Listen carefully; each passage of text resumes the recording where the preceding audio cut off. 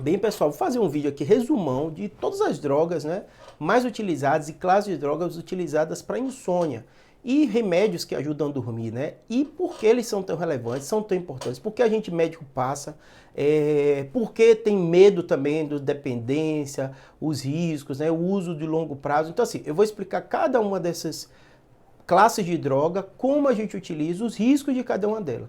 Lembrando, toda vez que você fala com medicação, você tem que pensar qual é o motivo que você está dando. Então, às vezes vocês perguntam sobre o remédio aqui, eu faço o vídeo, e às vezes a pessoa conta o contexto dela, e é completamente diferente.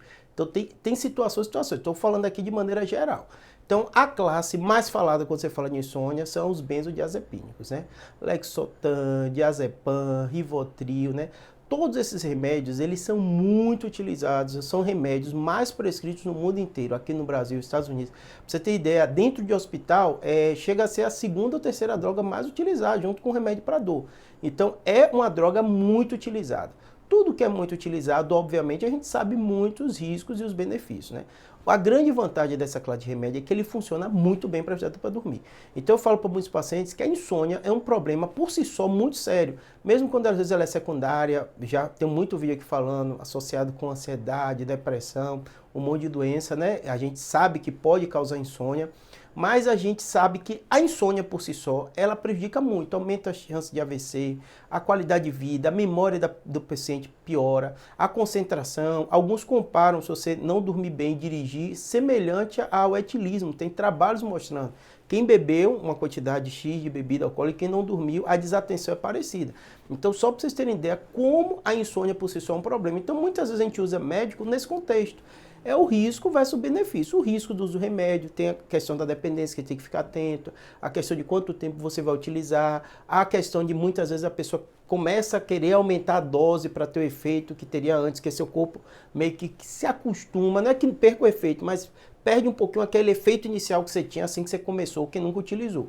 Então, todas essas coisas o médico vai balancear frente também ao risco de você ficar sem dormir. Então, o remédio que é muito utilizado, acredito que vai continuar sendo muito utilizado também, mas cada vez mais vocês têm que ter noção de quais os benefícios, quais são os riscos e conversar muito bem com o seu médico. Qual o grande problema aqui no Brasil? O Brasil é um dos maiores consumidores, junto com os Estados Unidos, desse remédio, o uso indiscriminado. Ah, minha parente toma, eu tomo. Você toma, você vai ter efeito, você vai dormir. Então é fantástico, você se sente bem no outro dia, só que aí você esquece às vezes das consequências daquilo. Como qualquer outra droga, né? Pode ser lícito ou ilícita, pode ser bebida alcoólica, tudo isso. Se ela faz tanto sucesso, é porque ela funciona. E ela funciona, mas também tem os riscos. Então você tem que ponderar essas duas coisas. Tem pessoas também que usam bebida alcoólica para dormir. Tem o efeito de inibidor do sistema nervoso central, mas a mesma coisa que a gente fala isso. Às vezes a pessoa não controla direito, começa a aumentar a dose, então não é o indicado. Muito melhor você conversar com o médico para ele passar remédio que vai ajudar quanto a isso, né?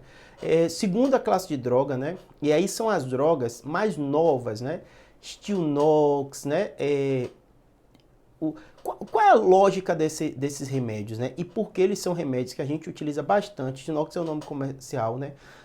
Porque, assim, são drogas que têm um efeito muito mais curto.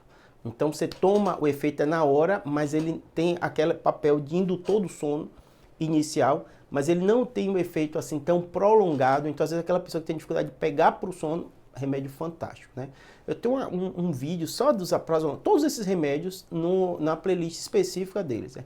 Então a lógica deles, primeira vantagem, eles não criam dependência, pelo menos do ponto de vista químico, tanto quanto os benzodiazepínicos, né? Então é um remédio que é receita comum, então não é receita, não é tarja preta, não precisa daquela receita azul, então isso já é uma grande vantagem, mostrando tanto do ponto de vista farmacocinético, tudo isso, ele tem menos efeito de criar de dependência, ele funciona muito rápido, mas ele tem a questão das vezes quem tem a dificuldade de manutenção do sono, porque aí serve para a pessoa pegar no sono e às vezes ela acorda de madrugada.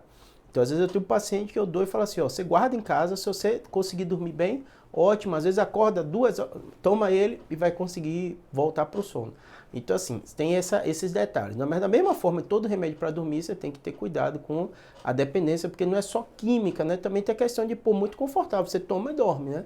Então, a pessoa tem que ter cuidado com isso, também questão da dose, tudo isso. E aí vem as outras classes, que a gente, na neuro, utiliza muito e ajuda para dormir. Vou falar vários para vocês, alguns vocês vão ouvir, até vou falar, esse aqui, é verdade mesmo que funciona, né?